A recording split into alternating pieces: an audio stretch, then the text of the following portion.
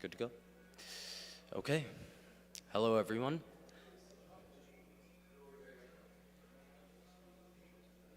You can go ahead.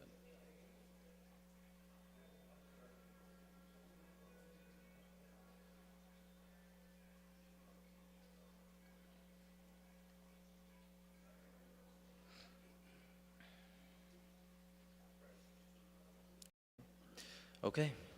Hello, and thank you all for being here today to honor the legacy of Martyr Tika Lal Taploo, lovingly known as Lala or Lalaji. He was a pillar of the Kashmiri community, an embodiment of our spirit, known for his fierce nature in court where he practiced law and his compassionate heart, which he extended to all, without exception. My name is Amish Taploo, a member of the AKT Foundation, a group that takes great pride in our social work globally, but most notably in India and Canada. More importantly, I'm the son of Arun and Nani Taploo. Tika Lal Taploo was my great uncle. Before going into things, I'd like to thank our speakers today. We have Dr. Dubey, the founder of the lovely temple we sit in today. We have Mr. Shubhan Krishan, the official representative of both the High Commissioner of India in Ottawa and the Consul General of India in Toronto. We have Mr. Hari Pandey, founding president of ICICI Bank and CEO of Pan Capital. Mr. Bhushan Bhatt, former president of the Kashmiri Overseas Association of Canada. Mr. Ashok Ban, a practicing senior advocate in the Supreme Court of India. Mr. Satish Thakur, chair of the Canada-India Foundation and president of the Excelsior Financial Group. Mr. Arun Taploo, my father, nephew, Lalaji, and the organizer of today's events. So I never met Lalaji, so I know his impact through my dad. And if you've ever known my dad, you know him to be a unique character, with a way of being and a set of principles that he lives day to day. These things always seemed unique to me growing up, but as I've grown, I've learned how much of my dad's nature was inspired by Lalaji. The way he walked, the way he talked, and the way he believed in his principles, whatever may come. I understand now how truly blessed my father was presence and under the guidance of such a powerful man. I mean powerful in terms of spirit and depth of soul. When I reflect on Lalaji's impact, a lot comes to mind. But one question sticks. It's one thing that I think about sometimes. It's how much do I believe in my principles, my truth? In good times, it's easy to resonate with them and live by them, but what about in the face of fear? What happens to my principles then? What about in the face of death? Lalaji was told of the danger of his actions by his own brothers, but regardless, stuck by his principles.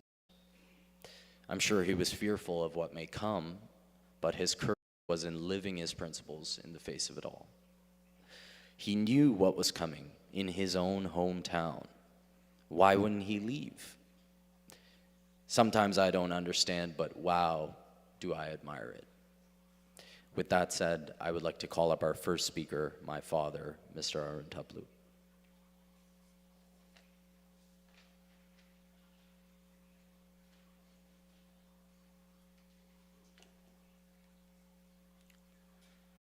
Namaste and my hearty welcome to every one of you. Indeed, it's a joy to see all of you here. Before we proceed, let's observe a moment of silence. And if I may ask all of you to stand up. And this silence is not only for my uncle who died and was killed on September 14th, 1989, but all those who have perished in this mayhem which started post September 14th. I also like to recognize the four military commanders who recently, in the terrorist encounters in Anantnag and Rajouri gave their lives. Thank you.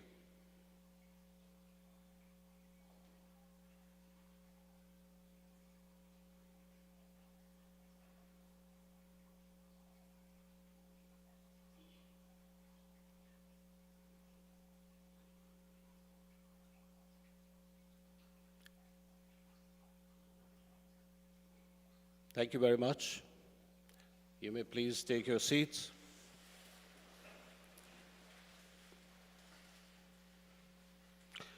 I would now request Dr. Dubey. Dr. Dubey ji, I also call him Baba sometimes, as he is very well known, and the Counsel General Office, our Counsel, Sri Shivanji Bhatt, to kindly help me unveil the bust, the statue of Lala, and also to light the lamp with me.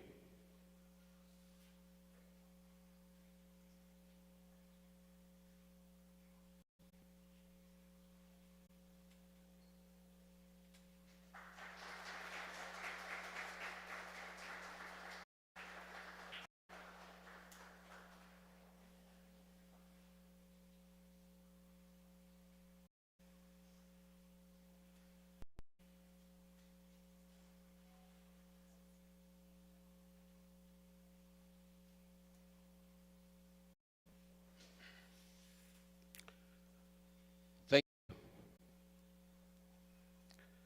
Pandit Tika Lal Taploo, an advocate, social worker, activist, political leader, family man, and a martyr from Kashmir.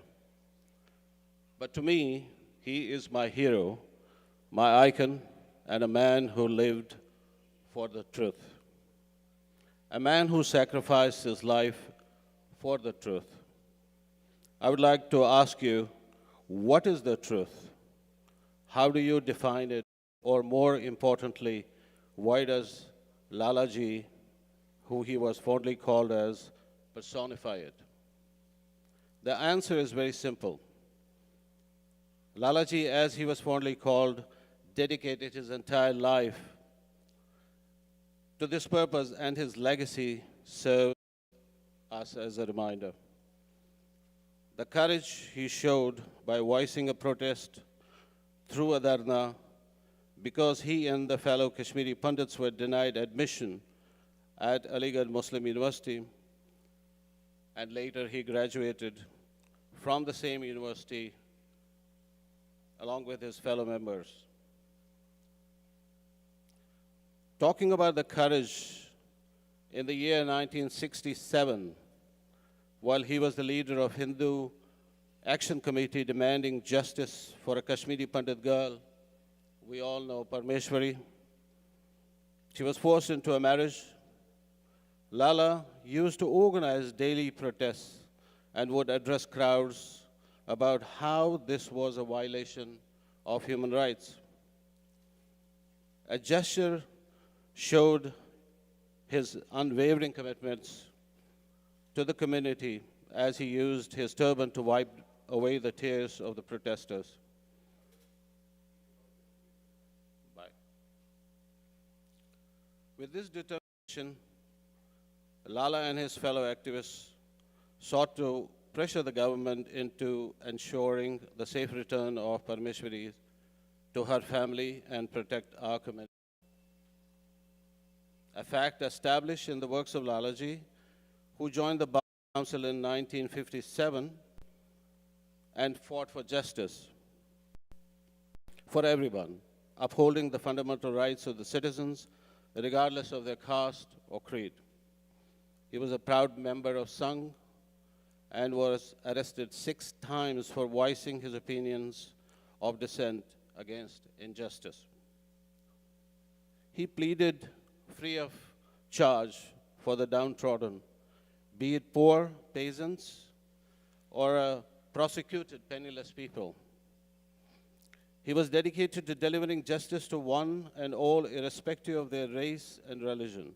This was one of his ways of practicing the secular character, which he always stood for and practiced till his last. Lalaji was a simple man, dressed in simple attire, but his work echoed through the courtrooms of India. He took on cases not for money or fame or recognition, but for what he believed in. He was revered by people from every community, especially the young students who flocked to him for legal recourse. I saw the adoration he used to receive as soon as he walked into the courtrooms and chambers. Most of the senior judges will rise in respect of his presence. When the nation was crippled with fear during the emergency, Lala was arrested once more with 3 of his colleagues at the historic Lal Chowk in Srinagar. I could go on to describe how they used also the mechanism and the torture, ignoring all norms of civil liberties and human rights, for merely staging a peaceful protest. They continued to fight and were released where the advocates from the various political affiliations and the faiths came together as one united community to condemn his arrest. Lalaji was an eloquent speaker, and his speech was listened to everyone, particularly in his constituency, which is Habakadal. He was known by everyone, from young to elderly, for what he stood for, his values and his secular self. I was present in one of his famous speeches, his election speech in 1987, which was so touching on me because he was in tears as I saw myself watching his soul lighten up to show yet again a real him. People were in awe of his articulation. His compassionate behavior was admired and respected by Habakadal constituency. When there was an attack on the mosque in Chikral Mohalla, as he was the first one to condemn it, he faced so many threats and faced each one with courage and was fondly called as the Lion of Kashmir. On 14th of September 1989, when he was shot down, he was shot down from behind, and actually he rose up and he says, "Who you cowardice? Why can't you face me from the front?" And he gonna take additional bullets. And 14th of September 1989 is my saddest day ever, and a day which is now known as the Balidan Divas worldwide. Lala was a man who never backed down, a man who stood for what was right and was never afraid to speak the truth. His story is what gives me the courage to stand before you and voice my pledge to always speak the same truth. I'm deeply indebted to Dr. Dubey, with whom I have had many meaningful conversations and sit-down sessions, and convince him that this was the right moment and the place for my Lalaji to reside and radiate hope. From a temple that was founded by Dr. Dubey himself. We as a family wanted very much to honor his purer soul, not to reflect his socio-political prowess, but indeed to reflect on his inner self, his true essence. Therefore lies our family's bigger dream of creating a memorial.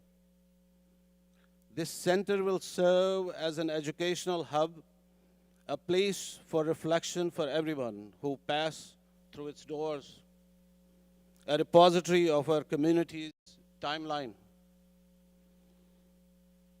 It's a vision born out of love, hope, and the belief that understanding and the education can heal wounds and build bridges because Lalaji's and because of the, bridges and Lalaji's presence will be our guiding light.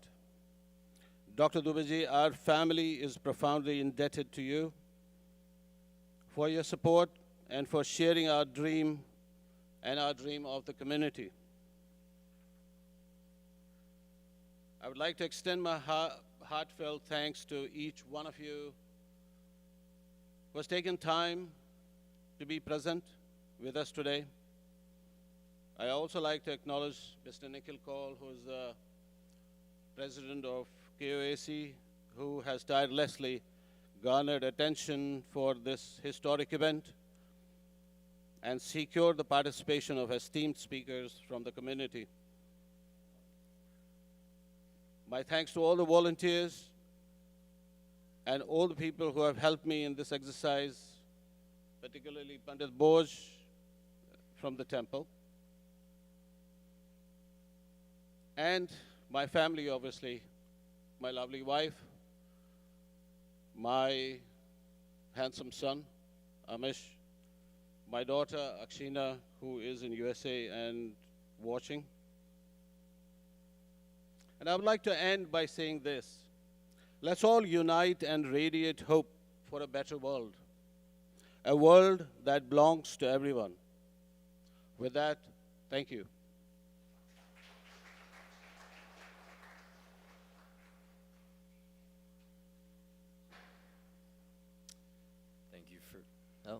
Thank you for that, Dad. It's always powerful hearing you talk about Lalaji. For our first guest, I would love to call up Mr. Shubhan Krishan. He's an official representative of the High Commissioner of India in Ottawa and the representative of the Consul General in Toronto. He's a seasoned diplomat with posts in Japan, South Korea, and the Central Asian region. If you would all join me in welcoming Mr. Shubhan Krishan.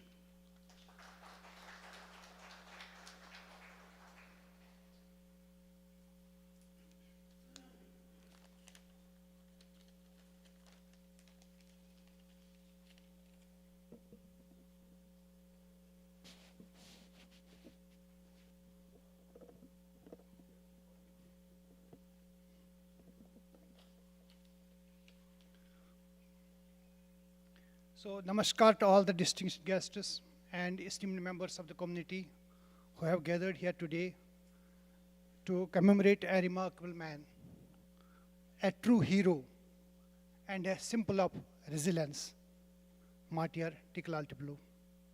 By unveiling this bust today, we are paying tribute to a man whose life has been an inspiration to most of us.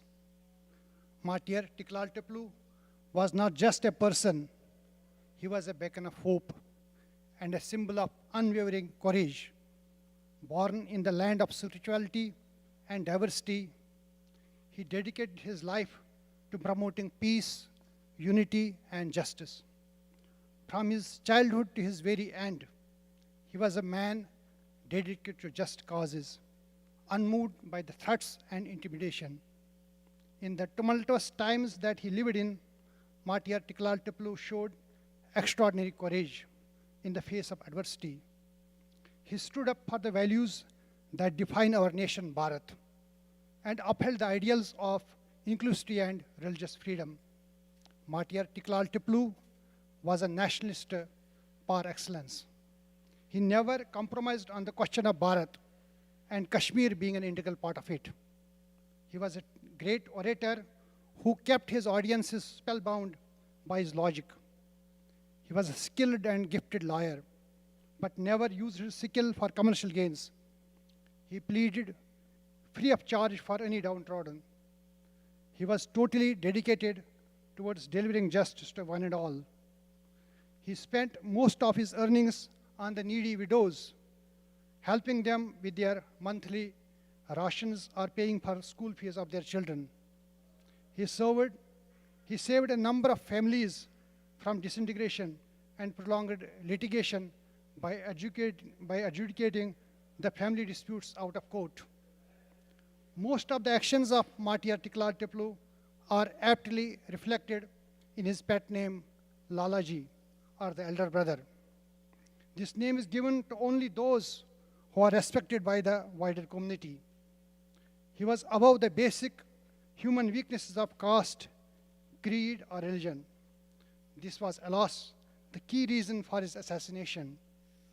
His protests against terrorism carried weight with the masses and had the capacity to snowball into a movement against terrorists and their masters.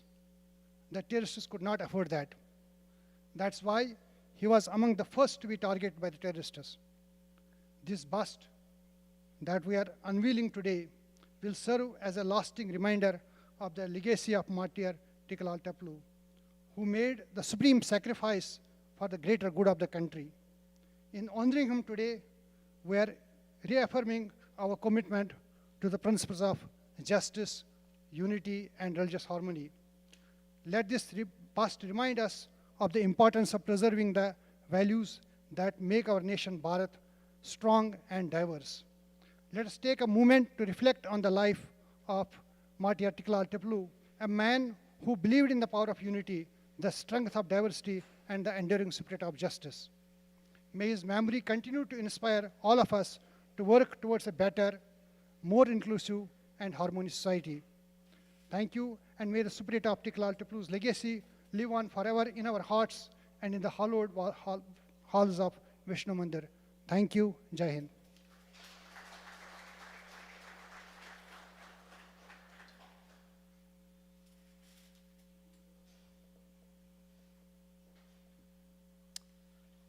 Thank you for your kind words, Mr. Shubhan Krishnan. Next up, I would like to call up Mr. Bhushan Bhatt, former president of the KOAC and an ongoing pillar of our community here.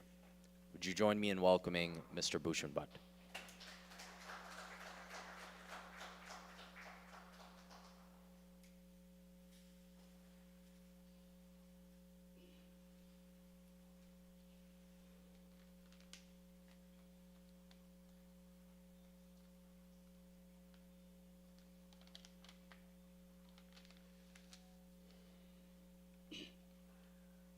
Namaskar, everybody.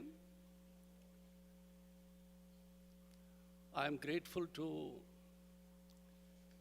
A.K. Taploo Foundation, the organizers of this program, for having invited me to speak some words on this occasion, a very solemn occasion about our hero Tika Lalji, Lalaji. You might have heard of a Danish philosopher, Søren Kierkegaard. He said the tyrant dies and his rule is over.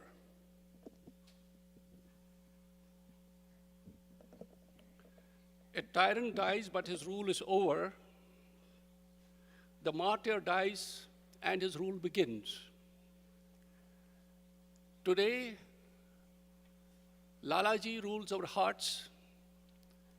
He influences our lives, and he is remembered every day by his family and often by the community and the country, who will be grateful to him forever.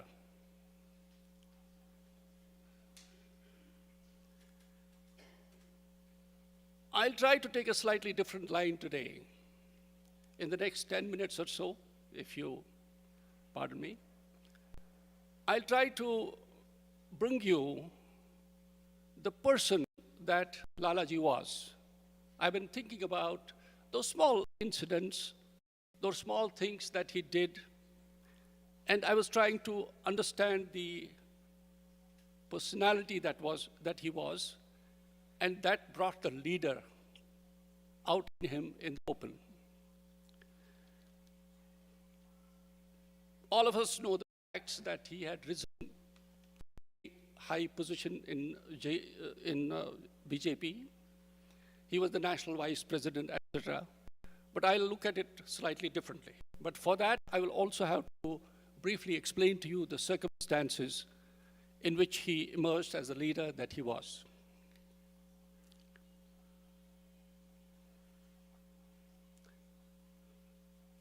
And how is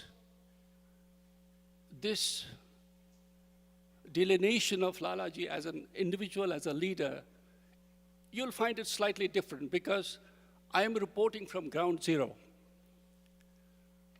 I was there all through in 86, 87, 88, 89, 90, and a good part of 91. These are not only felt experiences, these are lived experiences.